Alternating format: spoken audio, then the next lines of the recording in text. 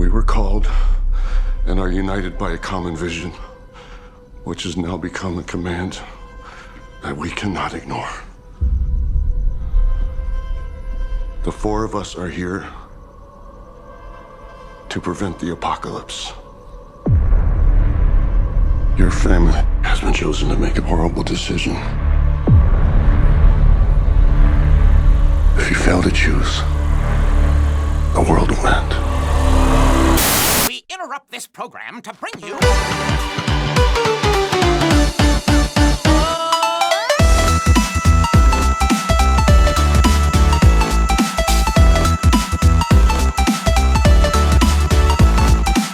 All right, everybody, my name is Kevin.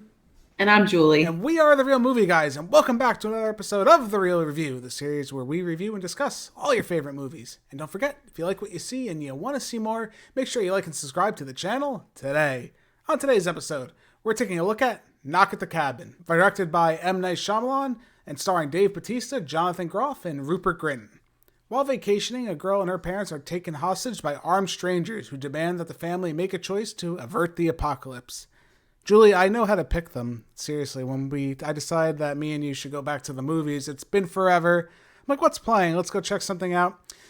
Wouldn't you know, I go to decide and pick an M. Night Shyamalan movie, and as you know, and as I've told you so many times before, not a huge fan of his work beyond a couple movies, which we'll talk about a little bit maybe.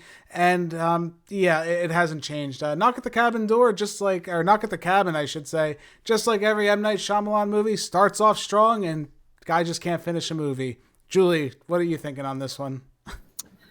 I didn't have as negative a reaction to it as you did. Going into it, at first I think we heard that there was a lot of positives, and then, tickets were purchased, we're getting ready to go, and then the negative stuff starts to leak. But I will say one thing, I'm never bored during an M. Night Shyamalan movie, and after the fact, I always feel like I have something to talk about or think about.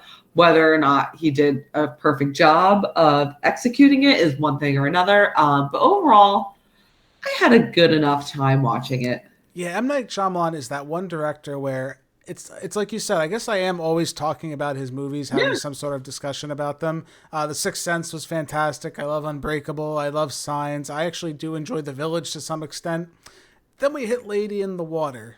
And then The Happening, then The Last Airbender, then After Earth, and then it just keeps going on and on. Then Split, I actually enjoyed, and then everything after that. It's just, M. Night Shyamalan is one of those directors where I don't know if if he would consider it a style or he's just full of himself, but all his movies are just the same. They all have the same Shyamalanisms where there's some strange young child who talks in a weird, quirky way. The people don't talk like that. Every character in the movie talks so stilted and soulless to the point where you're like, what happened there? Why are you talking weird when they're not supposed to be talking weird? The movies are shot ugly. The cinematography, and that's kind of been a more recent thing, especially with Old. I started seeing it even more, where there's just unnecessary zoom-ins and obscure, offbeat camera shots. The cinematography just makes me want to vomit half the time. It's just so strange, because M. Night Shyamalan, Knock at the Cabin, I know it is based on a book. I don't know the name of the book. Sorry, excuse my ignorance for that, but I know it's not his original idea. It is an adapted screenplay. It could be wrong, but I think it's of the same name. It's probably similar. It's relatively similar, but again, he had a good thing going. I think the whole idea of this movie is there's a family set in the cabin, and they're having their vacation. And then a group of strangers come up to them and say, "You have to make a decision. You have to choose one of your family to die in order to save the world." What a cool concept. Isolation, alone in the middle of the woods. It's freaky. It's scary.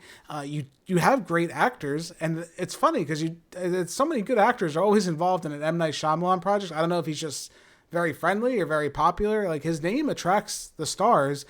Jonathan Groff, Rupert Grint, Dave Bautista. These are all great actors, and especially Dave Bautista, who I think was the shining star of this movie. If you had any misgivings about what his career might be in the world of acting, set that aside, because even he makes the Shyamalan dialogue excellent in this movie, because he was the standout star, I would think, for this film.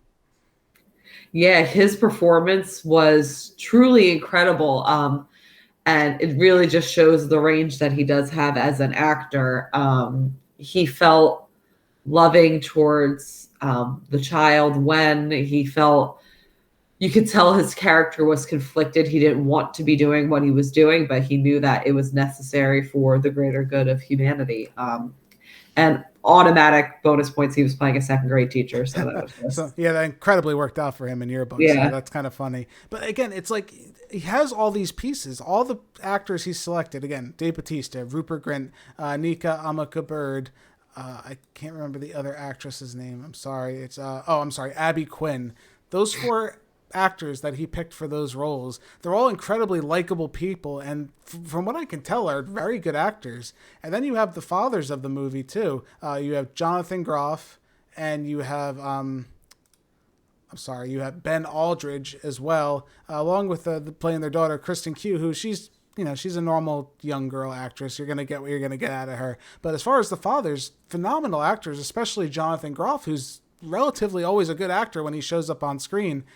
They can't make this dialogue work. I'm sorry. The Shyamalan dialogue it's always off-putting, missing something, and not in a good way. And it's very unfortunate because this movie has so many great elements to it. Yeah, I agree. They had a lot going for it. But it was just very corny at times. Even Jonathan Groff, I love him, but I guess he was supposed to be playing the more optimistic of, the pair. And everything he said just oozed cheesiness. And it was just, I don't know. No, again, it's just not. And a lot of the problem, too, has to do with the way the script is written. The movie clocks in about an hour and 40 minutes, which isn't necessarily that long of a movie. I think you could have done this movie much shorter and more effective. I mean, even if you came in about an hour, I think that's really all you needed with this movie. You could have trimmed a solid 40 minutes. The backstory that they decided to give the family in this movie wasn't really necessary with Jonathan Groff's character and his husband. Again, I understand what he was trying to do, but the problem is he kind of mishmashed it as they were going forward, and it just felt like it was in the wrong places at the wrong time for this film. I like the idea that, again, this movie's trying to be, and I'm sorry if I'm going to say this, it's a smart movie for dumb people. That's what this movie likes to think it is. It thinks it's all high and mighty, but then by the time we get to the end of the movie, it has to literally explain to you everything that's happening at the end of the movie. And that's not an intelligent movie. I'm sorry. If you have to sit down, literally like Bautista as a second grade teacher, sit down your student and explain to them what exactly is happening, that's not intelligent.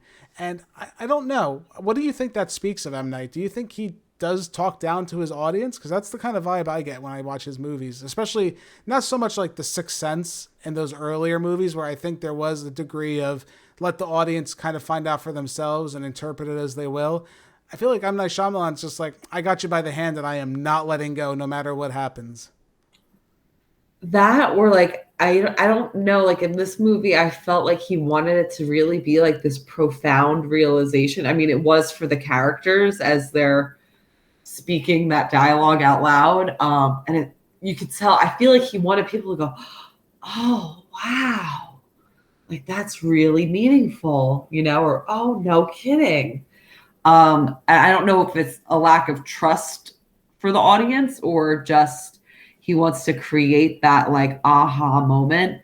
But yeah, he wants to create this, it out. But he doesn't want you to interpret it any different way. He wants you to understand it his way. This is his vision. This is the movie. I'm telling you what this is about. And every single movie I can think of relatively recently, from Old, Split, all those, maybe Split was a little bit less with it maybe, but those more recent, especially Lady in the Water, is the same way, where he's like, I have to tell you exactly what this movie's about so you understand it. This is my vision. This is my movie. It's a form of arrogance, and it's a shame because, like all those movies, and I can't stress this enough to you, the early goings of this movie are very good. It's very like tense. You're on your edge because you want to know what's happening, and all of them, my Shyamalans, are kind of like that till they get to a certain point where he has to pay off his twist, if you will, for his movie. And unfortunately, his directing style makes those movies make or break on that point. And unfortunately, without giving spoilers away, Knock at the Cabin just fails miserably when it kind of sticks the landing there with this movie.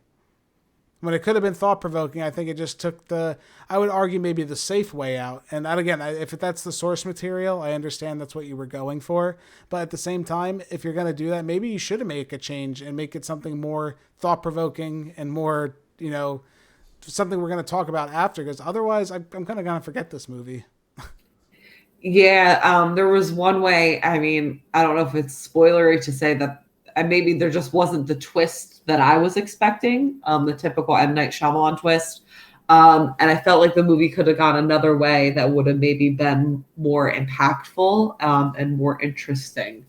I would have preferred to see that storyline play out. But again, I don't know any knowledge of the original source material, so I can't say if it was a deviation or if he stayed true to it. But I would have liked things to play out a little differently. Yeah, it's a shame. I want to someday just go to the theater or sit down on my couch and watch an M. Night Shyamalan movie and just go, this was a good movie. And I can't find myself doing that. I haven't done that in years. And, fortunately, I think A Cabin in the Woods, A Knock at the Cabin. I can't even say the title half the time because I think of a better movie. You should watch that, Cabin in the Woods. Good movie. But Knock at the Cabin just doesn't do it for me. So I think at that point, we're going to give our final scores. I'm going to give Knock at the Cabin a 5 out of 10. It could have been great. It really could have been. M. Night Shyamalan, he had a chance to do something different, thought-provoking, but instead, just the same tired old tropes, the same dialogue, the same miserable cinematography, miserable acting direction. And you know what? It's not any of the people involved with this movie. It's directly M. Night Shyamalan who's responsible for this. So, unfortunately for me, I would not recommend this. I don't even waste your money going to see it like we did in the theaters. That was a mistake, but I guess I wouldn't have had it any other way. Julie, where do you stand with this one? I'm going to give A Knock at the Cabin 6 out of 10. I didn't have as horrible of a time as you did. It wasn't great by any means, but I didn't hate the hour and 40 minutes that I spent watching it. Would I go back and watch it anytime soon? Probably not. But I enjoyed the premise, and it brings up, it can bring up meaningful conversation of, what would you do? It could, but the problem is they tell you what to think. So I think that's where we're going to agree to disagree a little bit with that one. Again, maybe if M. Night Shyamalan can kind of gain his bearings again, just to let the audience, have a singular thought of their own for once, I think his movies would do significantly better. And let your actors act. You don't have to, be the script dictator there. They can say other things. They can try and embrace their characters a little more. They have a job to do too. And fortunately, M. Night Shyamalan, I think his job is the only one that he's really concerned with. But that being said, thank you all so much for joining us for this episode of The Real Review. My name's Kevin. That's Julie. We are The Real Movie Guys. Real guys, real movies, real thoughts. We'll catch you next time. Bye. If you guys like what you've seen here today, consider giving this video a like and leaving your thoughts in the comments below. If you want to stay up to date with everything Real Movie Guys related, make sure to hit that subscribe button and check us out on Instagram, Twitter, and Facebook. And don't forget, all you audio listeners at home, we are available on many podcasting platforms. Just search The Real Movie Guys, you should pop right up. Thank you again all so much for joining us on this episode of The Real Review. We are The Real Movie Guys. Real guys, real movies, real thoughts. Catch you next time.